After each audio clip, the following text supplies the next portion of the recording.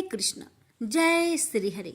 प्यारे भक्तों, फाल्गुन महीने की शुक्ला पक्ष की एकादशी को आमल की एकादशी, आंवला एकादशी, आंवला 11 और रंगभरी एकादशी कहते हैं। आमल की एकादशी के दिन भगवान विष्णु जी की पूजा की जाती है और भगवान विष्णु जी को आंवले का भोग लगाया जाता है। इस दिन आंवले के पेड़ की भी पूजा की जाती है। प्यारे भक्तों, इस साल 2025 में आमल की एकादशी के दिन 3 शुभ योग बनेंगे, जिसके नाम है सर्वार्थ सिद्धि योग, दूसरा शोभन योग और तीसरा है पुष्य नक्षत्र। भक्तों, इन तीनों शुभ संयोग के साथ ही इस दिन 68 मिनट की भद्रा भी लगेगी। तो आइए हम जानते हैं आमल की एकादशी कब है, आमल की एकादशी की तारीख, मुहूर्त, पारण का समय और आंवला एकादशी व्रत का महत्व क्या है। आमल की एकादशी 2025 की तिथि दृंग पांचांग के अनुसार फाल्गुन शुक्ल एकादशी की तिथि का आरंभ 9 मार्च 2025 को सुबह 7:45 बजे से होगा और इसका समापन 10 मार्च को सुबह 7:44 बजे होगा। उदया तिथि के अनुसार इस बार आमल की एकादशी का व्रत 10 मार्च सोमवार को रखा जाएगा। आमल की एकादशी साल 2025 के शुभ संयोग सर्वार्थ सिद्धि योग यह 6:36 AM से लेकर देर रात 12:51 AM तक रहेगा। शोभन योग यह प्रातः आरंभ होकर दोपहर 1:57 PM तक रहेगा।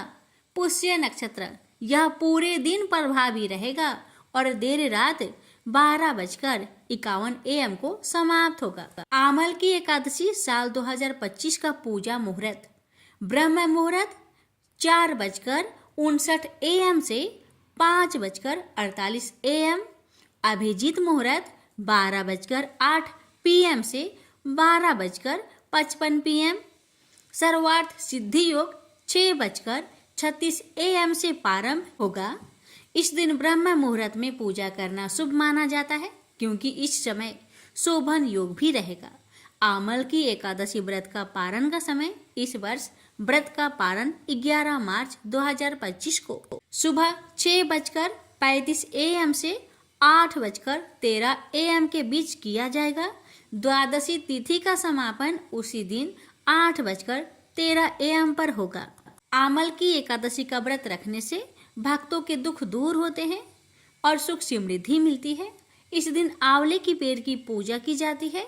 मान्यता है कि इस व्रत को करने से तीर्थ दर्शन के बराबर पुण्य मिलता है। जानिए भक्तों, आंवला एकादशी व्रत के महत्व। इस दिन आंवले का सेवन करना लाभकारी होता है। इस व्रत को करने से मोक्ष की प्राप्ति होती है। इतना ही नहीं, बल्कि इस व्रत के करने से स्वर्ग और मोक्ष दोनों ही प्राप्त होते हैं। साथ ही 100 गाय दान जितना पुण्य भी मिलता है। इस व्रत को करने से साधक को शुभ फलों की प्राप्ति हो सकती है। जानिए आंवला एकादशी व्रत की पूजा विधि। इस दिन भगवान विष्णु और महालक्ष्मी की पूजा करें। पूजा में दक्षिणावर्ती शंख से भगवान का अभिषेक करें। पूजा में ओम नमो भगवते वासुदेवाय मंत्र का जाप करना चाहिए। आंवले के पेड़ पर जल अर्पित किया जाता है। पेड़ पर पुष्प, धूप, नैवेद्य अर्पित किए जाते हैं। आंवले के पेड़ की 5, 7 या 11 परिक्रमा लगाई जाती है। अब आइए भक्तों, रसपान करते हैं आमल की एकादशी की व्रत कथा। होलिका दहन के 4 दिन पूर्व फाल्गुन के शुक्ला पक्ष की एकादशी का नाम आमल की एकादशी है। इन दिनों आंवले के वृक्ष में भगवान का निवास रहता है, इसलिए आंवले के वृक्ष के नीचे बैठकर भगवान की पूजा करने और आंवला खाने तथा दान करने का विशिष्ट महत्व है। महर्षि वशिष्ठ जी और महाराज मान्यधाता के मध्य संवाद के रूप में है इस एकादशी की कथा। मान्यधाता जी बोले कि वशिष्ठ जी, यदि आप मुझ पर प्रसन्न हैं तो व्रत की कथा कहो जिनसे मेरा कल्याण हो। महर्षि वशिष्ठ जी बोले कि हे राजन, सब व्रतों से उत्तम और अंत में मोक्ष देने वाला आमल की एकादशी का वर्णन करता हूँ। यह फाल्गुन माह शुक्ल पक्ष में होता है। इस व्रत के फल के समस्त पाप नष्ट हो जाते हैं। इस व्रत के फल से समस्त पाप नष्ट हो जाते हैं।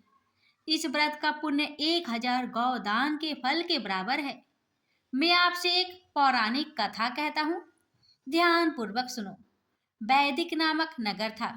उस नगर में ब्राह्मण, वैश्य, क्षत्रिय, शूद्र चारों वर्ण आनंद पूर्वक रहते थे। नगर में सदैव वेद ध्वनि गूंजा करती थी। उस जगह पापी, दुराचारी, नास्तिक आदि कोई न था। उस नगर में चैत्रथ नामक चंद्रवंशी राजा राज्य करता था। वह महान विद्वान तथा धार्मिक था। उस राज्य में कोई भी दरिद्र तथा कंजूस नहीं था। उस राज्य के सब निवासी विष्णु भगवान के भक्त थे। वहां के निवासी वृद्ध से बालक तक प्रत्येक एकादशी का व्रत करते थे। एक समय फाल्गुन मास के शुक्ल पक्ष की आमल नामक एकादशी आई। उस दिन राजा ने प्रजा तक, वृद्ध से बालक तक, सबने हर्ष सहित उस एकादशी का व्रत किया। राजा अपनी प्रजा के साथ मंदिर में आकर कुंभ स्थापित करके तथा धूप, नैवेद्य, पंचरत्न, छत्र आदि से धात्री का पूजन करने लगे। वे सब धात्री की इस प्रकार स्तुति करने लगे कि हे धात्री, तुम ब्रह्मा स्वरूप हो, तुम ब्रह्मा जी के द्वारा उत्पन्न हो और समस्त पापों को नष्ट करने वाली हो। तुमको नमस्कार है। अब तुम मेरा अर्घ्य स्वीकार करो।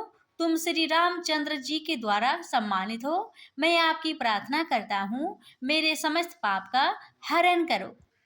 उस देवालय में रात्रि को सबने जागरण किया। रात्रि के समय उस जगह एक बहेलिया आया। वह महापापी तथा दुराचारी था। अपने कुटुंब का पालन वह जीव हिंसा करके करता था।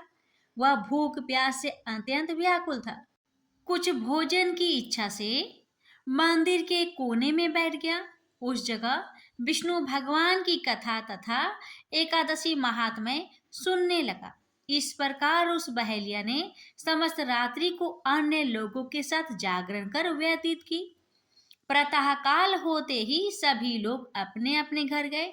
इस प्रकार वह बहेलिया भी अपने घर को चला और भोजन किया। इस प्रकार बहेलिया ने भी अपने घर को गया और भोजन किया। कुछ समय बीतने के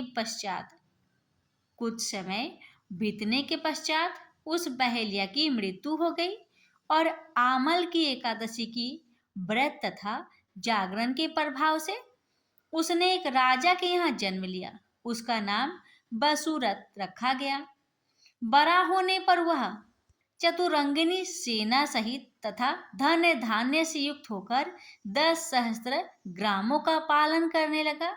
वह तेज में, सूर्य के समान कांति में, चंद्रमा के समान वीरता में, विष्णु भगवान के समान और क्षमा में पृथ्वी के समान था। वह अत्यंत धार्मिक, सत्यवादी, कर्मवीर और विष्णु भक्त था।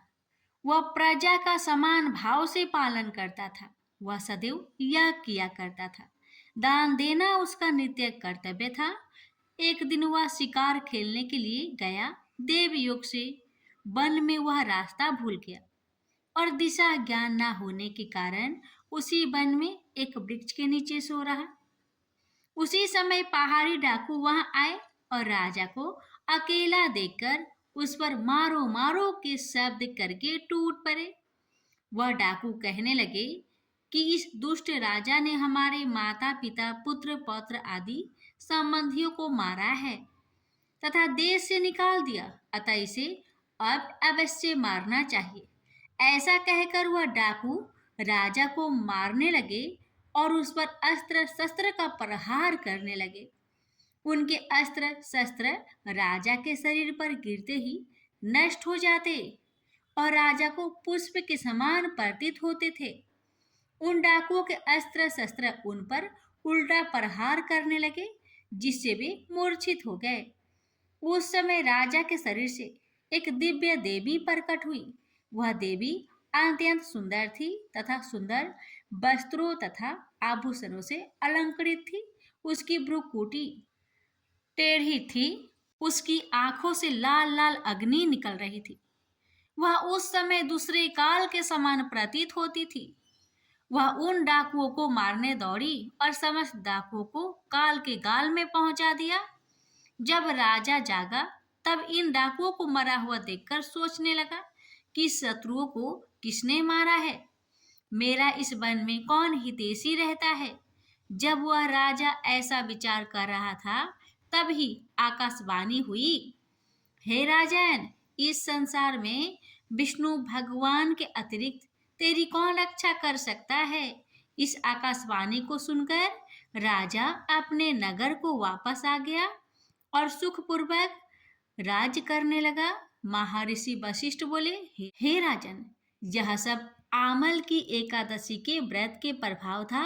जो मनुष्य एक आमल को एकादशी का व्रत करता है वे प्रत्येक कार्य में सफल होता है और अंत में विष्णु लोक को जाता है। प्रेम से बोलिए जय श्री हरि। स्मरण करें लक्ष्मी जी की महिमा की कथा।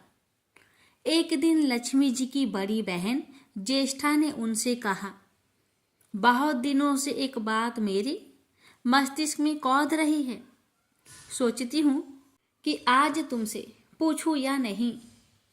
लक्ष्मी जी बोली, ऐसी क्या बात है बहन, मन में जो कुछ भी है निसंकोच पूछो।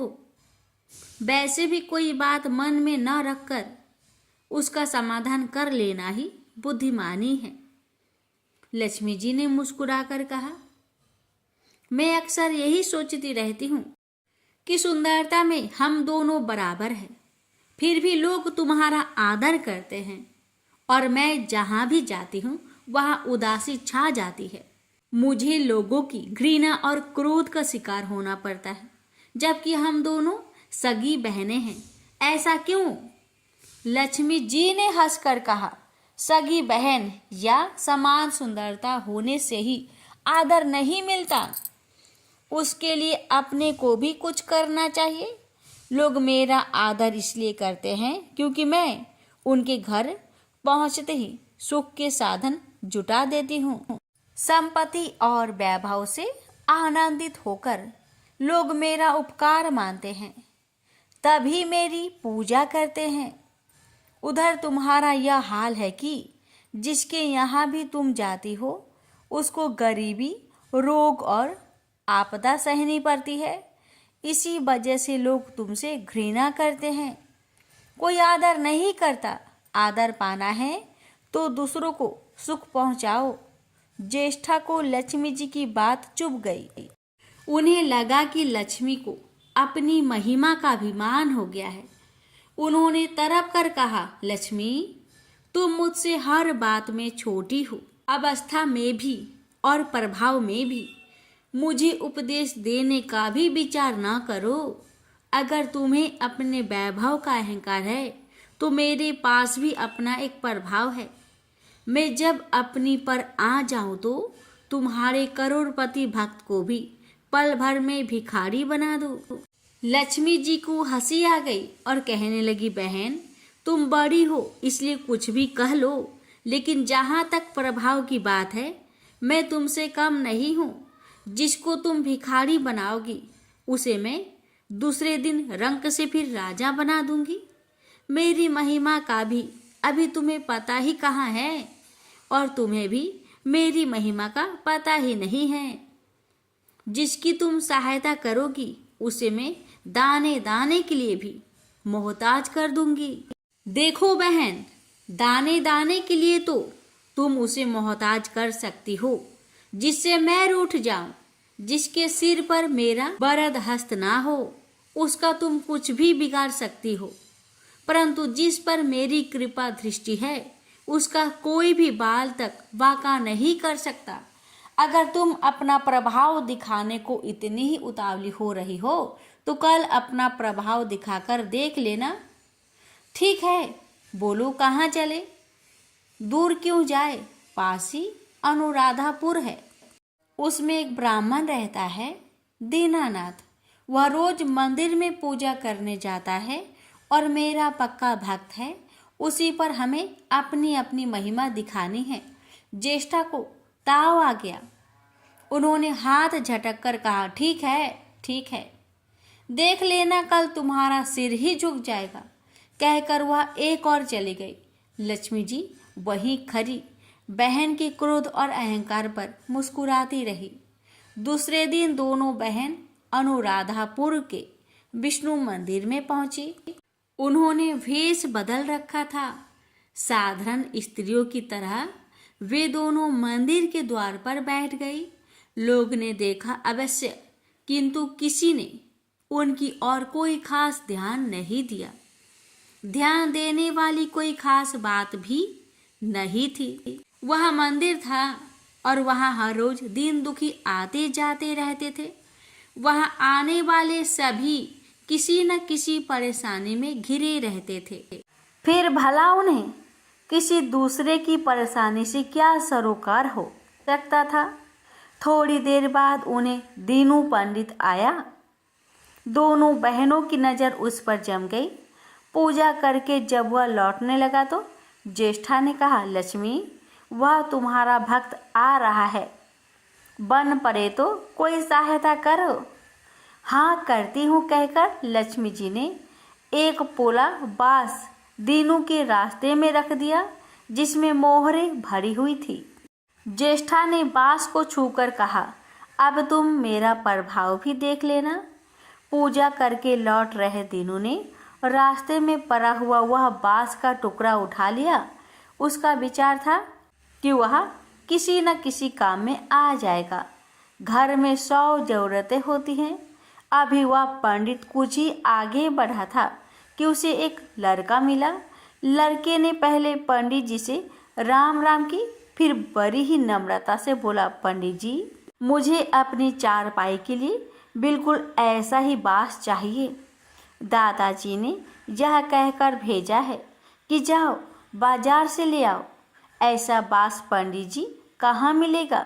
दीनू ने कहा, मैंने मोल नहीं लिया, रास्ते में पड़ा था सो उठा लाया। लो, तुम्हें जरूरत है तो तुम ही रख लो। वैसे बाजार में 1 रुपए से कम का नहीं है। लड़के ने चवन्नी देते हुए कहा, मगर मेरे पास तो यह चवन्नी है। पंडित जी, अभी तो आप इसे ही रखिए, बाकी 12 आने शाम को दे जाऊंगा। पंडित जी खुश थे कि बिना किसी हिल हुज्जत के रुपया कमा लिया। दीनू पंडित जी ने चवन्नी लेकर बांस लड़के को दे दिया और वह चवन्नी अपनी डोलची में रख दी। मंदिर के पास खड़ी दोनों देवियाँ यह सारी लीला देख रही थी। ज्येष्ठा ने कहा, लक्ष्मी, देखो तुमने, तुम्हारी इतनी सारी मोहरे मात्र एक चवन्नी में बिक गई। और अभी क्या, यह चवन्नी भी तुम्हारे भक्त के पास नहीं रुकेगी। चलो उसके पीछे चलते हैं और देखते हैं कि क्या होता है। दोनों बहनें दीपू के पीछे पीछे चलने लगी। एक तालाब के पास दीनू ने डोलची रख दी और कमल के फूल तोड़ने लगा। उसी बीच एक चारवाहे का लड़का आया और डोलची में रखी हुई चवन्नी लेकर भाग गया। दीनू को पता ही नहीं चला। फूल तोड़कर वह अपने घर चलने लगा। इतने में वही लड़का आता हुआ दिखाई दिया जिसने चवन्नी देकर उससे बांस ले लिया था।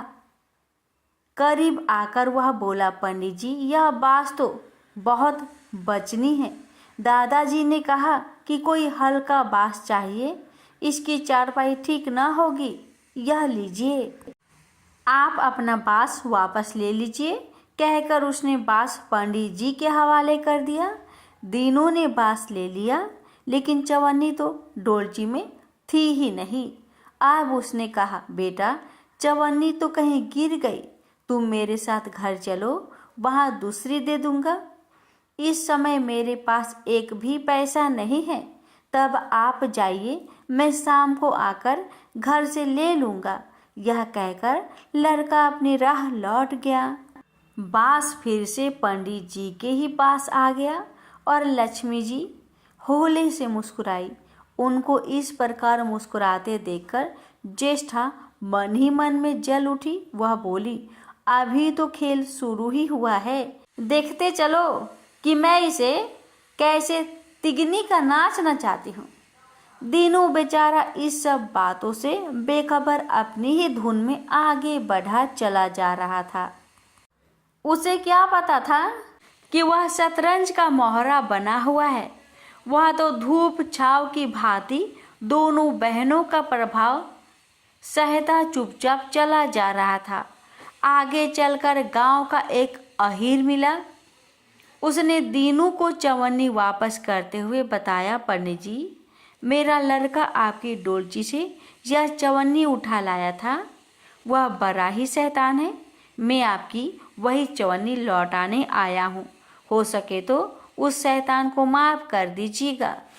दीनू ने आशीर्वाद देकर चवन्नी ले ली और प्रसन्न मन से उस लड़के को पुकारने लगा, जो शाम को घर आकर चवन्नी लेने की बात कहकर लौटा जा रहा था। आवाज़ सुनकर लड़का लौट आया। अपनी चवन्नी वापस पाकर वह भी प्रसन्न हो गया। दीनू पंडित निश्चित मन से घर की ओर बढ़ने लगा। उसके एक हाथ में पूजा की डोलची थी और दूसरे हाथ में वही 5 हाथ का लंबा बांस। राह चलते दीनू पंडित सोच रहा था, बांस तो काफ़ी बजनी है तो मजबूत भी होगा, क्योंकि ठोस है। इसे दरवाजे के छप्पर में लगा दूंगा, कई साल के लिए बल्ली से छुटकारा मिल जाएगा। ज्येष्ठा को उसके विचार पर क्रोध आ गया। लक्ष्मी जी के प्रभाव से दीनू को लाभ होता देख वह मन ही मन बुरी तरह जली जा रही थी। जब उन्होंने देखा कि पंडित का घर करीब आ गया है तो कोई उपाय न पाकर उन्होंने दीनू को मार डालने का विचार किया। उन्होंने कहा, लक्ष्मी, धन संपत्ति तो मैं छीन ही लेती हूँ, अब तुम्हारे भक्त के प्राण भी ले लूँगी। देखो वह किस तरह तरप तरप कर मरता है। और वह तुरंत सांप बनकर दीनू की ओर दौड़ पड़ी। लक्ष्मी जी को तनी सा भी घबराहट नहीं हुई। वह उसी तरह खड़ी मुस्कुराती रही। सहसा दीनू चौक पड़ा। एक भयानक सांप फन उठाए उसकी ओर झपट रहा था। प्राण तो सभी को प्रिय होते हैं, उपाय रहते कोई अपने को संकट में नहीं पड़ने देता। दीनू ने पगडंडी वाला रास्ता छोड़ दिया और एक और को भागने लगा, लेकिन सांप बनी ज्येष्ठा उसे भला कहाँ छोड़ने वाली थी। वह तो उस गरीब के प्राणों की प्यासी हो चुकी थी। वह भी दीनू के आगे पीछे दाएं बाएं बराबर दौड़ती ही रही। दीनू घबरा गया। उसने हाथ जोड़कर कहा, हे नाग देवता, मैंने आपका कुछ नहीं बिगाड़ा है। शांति से अपनी राह लौट जाइए। आखिर क्यों मुझ गरीब के पीछे पड़े हो। व्यर्थ में किसी ब्राह्मण को सताना अच्छी बात नहीं है। लेकिन वह नाग तो ज्येष्ठा का रूप था, जो दीनू को किसी भी तरह डसना चाहता था। प्रार्थना पर कुछ भी ध्यान ना देकर वह सांप एक बारगी फुफकारता हुआ झपट पड़ा। जब दीनू ने देख लिया कि बिना संघर्ष किए अब जान नहीं बचेगी, तो उसने प्राण रक्षा के लिए भरपूर जोर लगाकर वही बांस सांप के ऊपर दे मारा। धरती से टकराते ही बांस के 2 टुकड़े हो गए और उसके भीतर भरी हुई मोहरे खन खनाकर बिखर गई, जैसे लक्ष्मी हंस पड़ी। दीनू के मुंह से हैरतपूर्ण चीख सी निकली। अरे! थोड़ी देर के लिए वह ठगा सा खरा आंखें फाड़े उन मोहरों की ओर देखता रहा। एक पल के लिए तो वह सांप को भूल ही गया, परंतु फिर जैसे उसे झटका सा लगा। सांप का ध्यान आते ही उसने उसकी ओर गर्दन घुमाई तो देखा कि बांस की चोट से सांप की कमर टूट गई है और वह लहूलुहान अवस्था में झाड़ी की ओर भागा जा रहा था। दूसरे क्षण वह मोहरों पर लौट गया और कहने लगा, तेरी जय हो लक्ष्मी माता। जीवन भर का दरिद्र आज दूर हो गया। तेरी महिमा कौन जान सकता है। चलो अब घर में बैठकर तुम्हारी पूजा आरती करूँगा और फिर जल्दी जल्दी उसने सारी मोहरे अंगोछे में बांध दी और लंबे लंबे कदमों से घर की ओर चल दिया। पीछे एक पेड़ की छाया में खड़ी लक्ष्मी अपनी बहन ज्येष्ठा से मुस्कुराकर पूछ रही थी, कहो बहन, सच बताना, बड़प्पन की था मिली कि अभी नहीं? बड़प्पन किसी को कुछ देने में ही है, उसे छीनने में नहीं। ज्येष्ठा ने कोई उत्तर नहीं दिया। वह चुपचाप उदास खड़ी रही। लक्ष्मी जी ने उनका हाथ पकड़कर कहा, फिर भी हम दोनों बहनें हैं, जहाँ रहेंगी साथ ही रहेंगी। आओ अब चले। प्यारे भक्तों, तो ये थी लक्ष्मी जी की महिमा की कथा। प्रेम से बोलिए महालक्ष्मी माता की जय। तुलसी माता की कथा।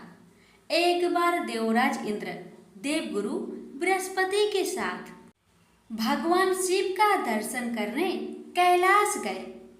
महादेव ने दोनों की परीक्षा लेनी चाहिए, इसलिए रूप बदलकर अवधूत बन गए।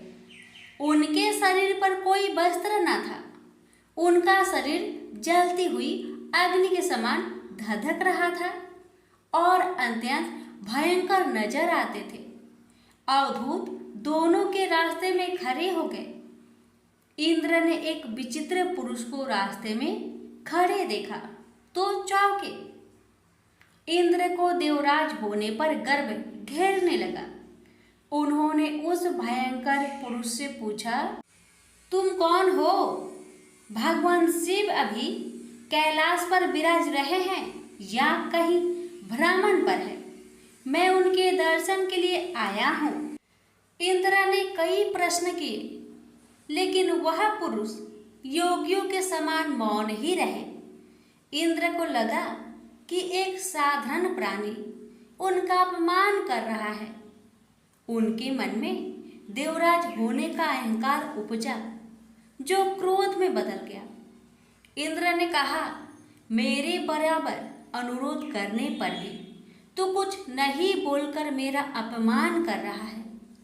मैं तुझे अभी दंड देता हूँ। ऐसा कहकर इंद्र ने वज्र उठा लिया। भगवान शिव ने वज्र को उसी समय स्तंभित यानी जड़ कर दिया। इंद्र की बाह अकड़ गई। भगवान अवधूत क्रोध से लाल हो गए। बृहस्पति उनके चेहरे पर आई क्रोध की ज्वाला को देखकर समझ गए कि ऐसा प्रचंड स्वरूप महादेव के अतिरिक्त किसी का नहीं हो सकता। बृहस्पति शिव स्तुति गाने लगे। उन्होंने इंद्र को भी महादेव के चरणों में लेटा दिया और बोले, प्रभु, इंद्र आपके चरणों में पड़े हैं, आपके शरणागत है। आपके ललाट से प्रकट अग्नि इन्हें जलाने को बढ़ रही है। हम शरणागतों की रक्षा करें। बृहस्पति ने विनती की, प्रभु, भक्तों पर आपकी सदा कृपा बरसती है। आप भक्त वत्सल और सर्वसम्मत है। आप इस तेज को कहीं और स्थान दे दीजिए ताकि इंद्र के प्राणों की रक्षा हो। भगवान रुद्र ने कहा, बृहस्पति, मैं तुम पर बहुत प्रसन्न हूँ। इंद्र को जीवन दान देने के कारण तुम्हारा एक नाम जीव भी होगा। मेरे तीसरे नेत्र से प्रकट इस अग्नि का ताप देवता सहन नहीं कर सकते, इसलिए मैं इसको बहुत दूर छोड़ूंगा। महादेव ने उस तेज को हाथ में धारण कर समुद्र में फेंक दिया। वहां फेंके जाते ही भगवान शिव का वह तेज तत्काल एक बालक के रूप में परिवर्तित हो गया। सिंधु से उद्भव होने के कारण उसका नाम सिंधु पुत्र जलंधर प्रसिद्ध हुआ।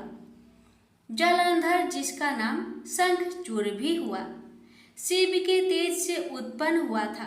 इस कारण परम शक्तियों से संपन्न था। वह देवों से भी ज्यादा शक्तिवान था।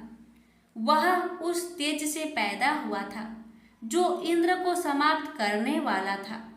इसलिए असुरों ने उसे अपना राजा बनाया। अवधूत रूप में यह लीला करने के बाद महादेव अंतर्ध्यान हो गए। इंद्र के गर्भ का भंजन भी हुआ, भगवान के दर्शन भी हो गए। तुलसी से जुड़ी एक कथा बहुत प्रचलित है। श्रीमद् देवी भागवत पुराण में इनके अवतरण की दिव्य लीला कथा भी बनाई गई है। एक बार शिव ने अपने तेज को समुद्र में फेंक दिया था। उससे एक महातेजस्वी बालक ने जन्म लिया। यह बालक आगे चलकर जालंधर के नाम से पराक्रमी दैत्य राजा बना। इसकी राजधानी का नाम जालंधर नगरी था। दैत्यराज काल नेमि की कन्या वृंदा का विवाह जालंधर से हुआ। जालंधर महाराक्षस था। अपनी सत्ता के मद में चूर उसने माता लक्ष्मी को पाने की कामना से युद्ध किया, परंतु समुद्र से ही उत्पन्न होने के कारण माता लक्ष्मी ने उसे अपने भाई के रूप में स्वीकार किया। वहां से पराजित होकर वह देवी पार्वती को पाने की लालसा से कैलाश पर्वत पर गया। भगवान देवाधिदेव शिव का ही रूप धरकर माता पार्वती के समीप गया, परंतु मां ने अपने योग बल से उसे तुरंत पहचान लिया तथा वहां से अंतर्ध्यान हो गई। देवी पार्वती ने क्रोध होकर सारा वृत्तांत भगवान विष्णु को सुनाया। जालंधर की पत्नी वृंदा अत्यंत पतिव्रता स्त्री थी। उसी के पतिव्रत धर्म की शक्ति से जालंधर ना तो मारा जाता था और ना ही पराजित होता था। इसलिए जालंधर का नाश करने के लिए वृंदा के पतिव्रत धर्म को भंग करना बहुत जरूरी था। इसी कारण भगवान विष्णु ऋषि का वेश धारण कर वन में जा पहुंचे, जहां वृंदा अकेली भ्रमण कर रही थी। भगवान के साथ दो मायावी राक्षस भी थे, जिन्हें देखकर वृंदा भयभीत हो गई। ऋषि ने वृंदा के सामने पल में दोनों को भस्म कर दिया। उनकी शक्ति देखकर वृंदा ने कैलाश पर्वत पर महादेव के साथ युद्ध कर रहे अपने पति जालंधर के बारे में पूछा। ऋषि ने अपनी माया जाल से दो बानर प्रकट किए। एक बानर के हाथ में जालंधर का सिर था तथा दूसरे के हाथ में धर। अपने पति की यह दशा देखकर वृंदा मूर्छित होकर गिर पड़ी। होश में आने पर उन्होंने ऋषि रूपी भगवान विष्णु से विनती की कि वह उसके पति को जीवित करे। भगवान ने अपनी माया से पुनः जालंधर का सिर धड़ से जोड़ दिया, परंतु स्वयं भी वह उसी शरीर में प्रवेश कर गए। वृंदा को इस छल का जरा आभास न हुआ। जालंधर बने भगवान के साथ वृंदा पतिव्रता का व्यवहार करने लगी, जिससे उसका अस्तित्व भंग हो गया। ऐसे होते ही वृंदा का पति जालंधर युद्ध में हार गया। इस सारी लीला का जब वृंदा को पता चला तो उसने क्रोध होकर भगवान विष्णु को शीला होने का श्राप दे दिया तथा स्वयं सती हो गई। जहाँ वृंदा भस्म हुई वहाँ तुलसी का पौधा उगा। भगवान विष्णु ने वृंदा से कहा, हे वृंदा, तुम अपने अस्तित्व के कारण मुझे लक्ष्मी से भी अधिक प्रिय हो गई हो। अब तुम तुलसी के रूप में सदा मेरे साथ रहोगी। जो मनुष्य भी मेरे शालिग्राम रूप के साथ तुलसी का विवाह करेगा, उसे इस लोक और परलोक में विपुल यश प्राप्त होगा। जिस घर में तुलसी होती है वहाँ यम के दूत भी असमय नहीं जा सकते। गंगा व नर्मदा के जल में स्नान तथा तुलसी का पूजन बराबर माना जाता है। चाहे मनुष्य कितना भी पापी क्यों न हो, मृत्यु के समय जिसके प्राण मंजरी रहित तुलसी और गंगा जल मुख में रखकर निकल जाते हैं, वह पापों से मुक्त होकर बैकुंठ धाम को प्राप्त होता है। जो मनुष्य तुलसी व आंवले की छाया में अपने पितरों का श्राद्ध करता है, उसके पितर मोक्ष को प्राप्त हो जाते हैं।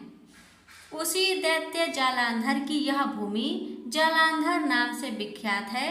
सती वृंदा का मंदिर मोहल्ला कोट किशनचंद में स्थित है। कहते हैं इस स्थान पर एक प्राचीन गुफा थी जो सीधी हरिद्वार तक जाती थी। प्रेम से बोलिए जय श्री हरि। तुलसी मैया की जय, लक्ष्मी नारायण की जय। यह कहानी है बरसाना की, जहाँ रासेश्वरी श्री राधा रानी जी का जन्म हुआ था। बरसाना में श्री राधा जी का एक मंदिर है, जिसके पास एक सेठ जी रहा करते थे। सेठ जी बहुत ही संपन्न थे। उनके पास सब कुछ था। आलीशान दुकान था, भव्य भवन था, 3 बेटे थे और तीनों बेटे शादीशुदा थे, इसलिए उनके 3 बहुएं भी थी। सेठ जी यूं तो हर तरीके से संपन्न थे, लेकिन फिर भी उनके मन में बड़ा दुख था। उन्हें हमेशा लगता था कि काश उनकी एक पुत्री भी होती। उन्हें लगता था कि अगर उनके एक पुत्री होती तो वे अपनी मन की सारी बात अपनी बिटिया रानी को बताते और बिटिया को बहुत दुलार करते। कुछ समय पहले सेठ जी की पत्नी का देहांत हो गया था, इसलिए सेठ जी बहुत अकेलापन महसूस करते थे। सेठ जी हमेशा अपने घर के पास स्थित मंदिर में श्री राधा रानी जी की दर्शन करने जाया करते थे। एक दिन जब सेठ जी मंदिर में श्री राधा रानी जी के दर्शन करने गए, उस दिन मंदिर में एक संत जी पधारे थे। सेठ जी को कुछ उदास देख संत जी ने सेठ जी से पूछा, हे बेटा, तुम इतने उदास क्यों हो? सेठ जी बोले, महाराज क्या बताऊं, मेरी पत्नी का देहांत हो गया है। मेरे 3 बेटे हैं और बहुएं भी है, मगर मेरी कोई बेटी नहीं है महाराज, इसलिए मैं उदास हूं। संत जी मुस्कुराए और बोले, यदि जीवन में किसी का अभाव है तो उसकी जगह भगवान को बैठा लेना चाहिए। सेठ जी बोले, महाराज मेरे तो कोई बेटी नहीं है, तो मुझे क्या करना चाहिए बताइए। संत जी बोले, अरे सेठ, जब तुम्हें बरसाने में बास मिला है तो तुम बरसाने की बेटी श्री राधा जी को ही अपनी बेटी क्यों नहीं मान लेते? उन्हीं को बेटी मान लो। संत की यह बात सेठ जी को बहुत पसंद आई। उसी दिन सेठ जी ने श्री राधा जी का एक बड़ा चित्र मंगवाया और उसे अपने कमरे में लगा लिया। अब तो सेठ जी का जीवन ही बदल गया। वे उठते बैठते सोते जागते श्री राधा जी को अपनी बेटी मानकर उनसे बातें करते, उन्हें अपनी मन की सारी बात बताया करते। सेठ को अपनी पुत्री राधा जी को हर बात बताने में बहुत आनंद आता था। सेठ जी की राधा जी में ऐसी लगन लगी कि जब वे दुकान भी जाते तो श्री राधा रानी को भोग लगाकर प्रसाद पाकर ही जाते थे। शाम को लौटते तो राधा रानी जी को प्रणाम करते, उनसे बातें करते और भोग लगाकर फिर प्रसाद ग्रहण करते और हर समय श्री राधे राधे सा कीर्तन किया करते थे और हर समय प्रसन्नचित रहा करते थे।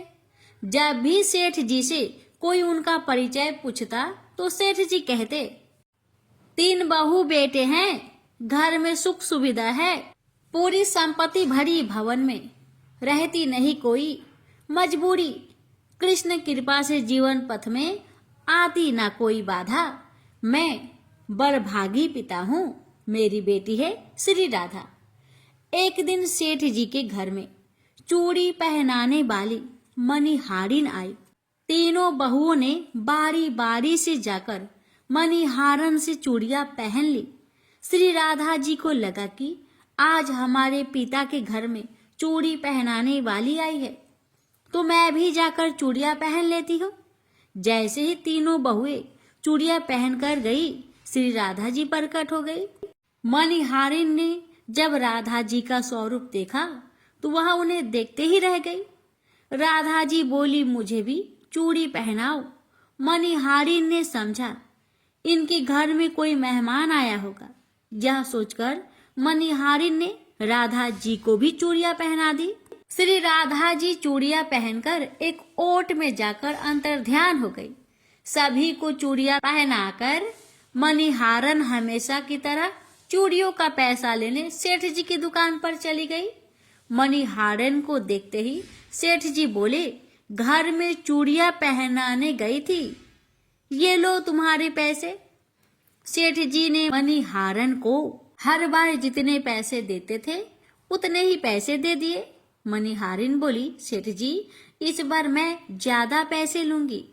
मैंने आपके घर में 3 जनों को नहीं बल्कि 4 जनों को चूड़ियां पहनाई है। सेठ जी बोले, हमारे घर में 3 बहुओं के अलावा चौथी तो कोई नहीं है जो चूड़ियां पहने। मणिहारिन बोली, यह मैं नहीं जानती, लेकिन मैंने तो चूड़ी 4 को पहनाई है। सेठ जी बोले कि बाकी के पैसे में पहले घर में जाकर पता करूंगा, उसके बाद मैं तुम्हें दूंगा। मणिहारन बोले, ठीक है सेठ जी, आप घर में जाकर पता लगाइएगा। यह कहकर मणिहारन चली गई। शाम को सेठ जी घर पर पहुंचे। उन्होंने घर में मणिहारिन के बारे में पूछा। उनकी बहुओं ने कहा कि केवल हम तीनों ने ही चूड़ियां पहनी थी। सेठ जी बोले, मैं भी कहूं कि चौथा कोई है ही नहीं हमारे घर में जो चूड़ियां पहने। इस प्रकार सेठ जी यह बात भूल गए और अपने नित्य काम में लग गए। सेठ जी राधा राधा बोलते बोलते श्री राधा जी को प्रसाद का भोग लगाकर भोजन करके सो गए। जब सेठ जी को नींद आ गई तो उनके सपने में श्री राधा जी प्रकट हो गई। राधा जी बहुत उदास थे, उनके आंखों में आंसू थे। सेठ जी ने पूछा, बेटी उदास क्यों हो? श्री राधा जी बोली, आज मेरा मन बहुत दुखी है। मैंने आज अपने पिता का घर समझकर यहाँ उस मणिहारन से चूड़ियां पहनी थी, परंतु पिताजी आपने उस मणिहारन को मेरी चूड़ियों का मोल नहीं चुकाया। पिताजी आपने मुझे बेटी तो बना लिया, परंतु आपको मेरी याद नहीं आई, आपने मुझे भुला दिया, इससे मैं बहुत दुखी हूँ। यह सुनकर सेठ जी सपने में ही रोते हुए बोले, बेटी मुझे क्षमा कर दो, मुझसे बहुत बड़ी भूल हो गई। सेठ जी तुरंत नींद में से उठ बैठे, उनकी आंखों में आंसू आ रहे थे। सेठ जी ने तुरंत तिजोरी में से पैसे निकाले और मणिहारन के घर की तरफ चल दिए। सेठ जी ने मणिहारिन के घर का दरवाजा खटखटाया। मणिहारिन ने दरवाजा खोला। सेठ जी आप इतनी रात को? सेठ जी को अपने घर पर देखकर मणिहारन चौंक गई।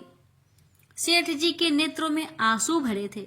सेठ जी बोले, तुम्हारे जैसा बड़भागी कोई नहीं है। मणिहारिन बोली, सेठ जी क्या हुआ? सेठ जी बोले, मैंने राधा जी को अपनी बेटी बनाया, परंतु मैंने उन्हें कभी अपने नेत्रों से नहीं देखा, लेकिन तुमने आज उन्हीं राधा जी को अपने हाथों से चूड़ियां पहनाई है। आज तुम्हारे जितना भाग्यशाली इस धरती पर कोई नहीं है। मैं तुम्हें अपनी पुत्री की पहनी हुई चूड़िया का मोल चुकाने आया हूँ। यह कहकर सेठ जी ने रुपए से भरी थैली मणिहारिन के सामने रख दी और कहा, इसमें से जो भी लेना हो वो ले लो। जब मणिहारिन ने सुनी कि स्वयं राधा जी उससे चूड़ियां पहनने आई थी तो उसकी आंखों से भी आंसू की धारा बह निकली। मणिहारिन बोली, सेठ जी मैं राधा रानी की चूड़ियों के पैसे आपसे कैसे ले सकती हूँ? राधा रानी जी तो इस बरसाने की बिटिया है और मैं बिटिया की चूड़ी के पैसे आपसे नहीं लूंगी। परंतु सेठ जी नहीं माने। सेठ जी ने रुपए से भरी थैली मणिहारन के घर पर रखी और वहां से सीधे श्री राधा जी के मंदिर में चले गए।